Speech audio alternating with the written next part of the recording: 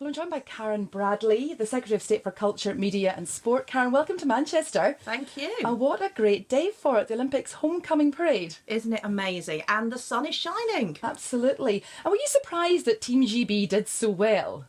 Well, I think in hindsight, no one is surprised because you only have to look at those fantastic athletes to see just how much effort they've put in, the training, the dedication, the support they've had from lottery funding to make sure that they could really focus on their sports. But I think beforehand, did anyone think that Team GB or Para GB was going to get more medals in the Rio Games than they got in London? No squad has ever been able to better their home games in the next games. I think, nobody believed really that was possible. But now you look back and you think, of course it was possible. In fact, how did we ever doubt it? Absolutely. And it's great to have this big celebration here today in Manchester. What sort of impact do you think a big parade like that has on the young people of the city?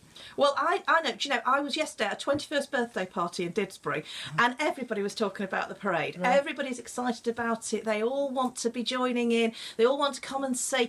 This is the chance for you to come and see those athletes that, we're all a bit starstruck over, aren't we? And Jessica Ennis-Hill, it's her big farewell, isn't it? Was there anybody in particular that you would really admire? Was there anybody, one of your heroes at all? Oh, I think all of them. I mean, when I was in Rio for the Paralympics, meeting those incredible Para GB athletes, people like Ellie Simmons. I mean, how wonderful is Ellie Simmons? Hannah Cockcroft, wow, what an achievement. And then, Dame Sarah Story, good local girl, how fantastic has she done? So I think, Jessica Ennis-Hill is the headline perhaps, but all those athletes are so incredibly talented. And, I reckon there's going to be quite a lot of starstruck people in Manchester today. Absolutely. And you mentioned local athletes there. Do you think the fact that the city had the Commonwealth Games a number of years ago really had an impact on that? Oh, I'm sure it did.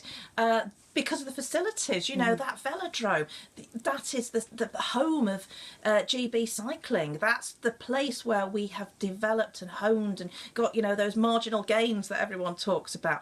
I got to say the Etihad, haven't I? I know that I'm nailing my colours to my mast and the flag there, but I'm very keen on the Etihad. I think it's a fantastic place. But the whole thing about Sports City and how it's revitalised that part of the city, but also given Manchester the confidence to say, we can have great athletes and we can go out there and win. And of course Birmingham and Liverpool are bidding for 2026 in the Commonwealth Games. How important is it for a British city to keep winning that competition? Well, I stand ready to work with any cities that want to come forward because, as you've said, you've seen what the success did here in Manchester. So I want to work with whichever city, it's decided to be the British bid, and let's then try and get the Commonwealth Games back to Britain. I was up in Glasgow a couple of years ago. That was fantastic. Let's get them back to Britain in 10 years' time. Absolutely. Now, on a slightly different topic, tomorrow is Anti-Slavery Day, and I believe that's something you've been really quite heavily involved in introducing the bill against slavery.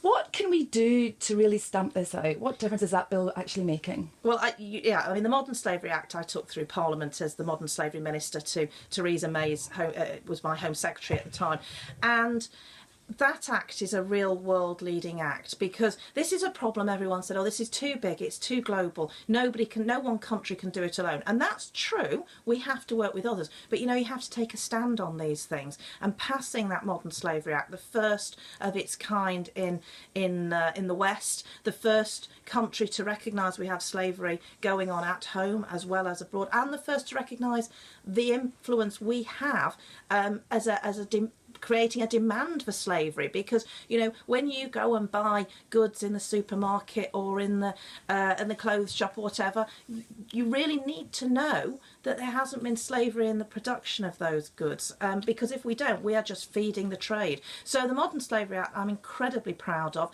and I'm really proud that it's Britain that's leading in this area. And what can the ordinary person do though to try and assist in that fight? Well, I think be alert, be aware. This is going on everywhere. It's going on behind closed curtains, at the back of businesses.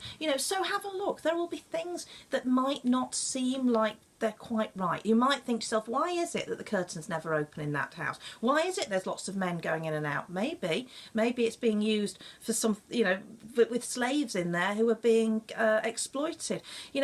have a think about the things that you see in your street, because it is going on in towns and cities up and down the country. And if you spot something, don't be scared, report it, go to the police. Greater Manchester Police, I've got to give massive tribute to them. They really have looked at this and said, this is a problem that we can take seriously and we can do something about. And we've seen some fantastic successes from GMP, and I want to see others follow. And just finally, I do think people, like you say, think of slavery, they think, no, what do you mean? That can't possibly be happening. So what are the sort of trades or industries or businesses that might be involved in that sort of thing? Well, I mean, it is happening. We estimate there's between 10 and 13,000 people just here in Britain who are victims of slavery. There's over 30 million across the world.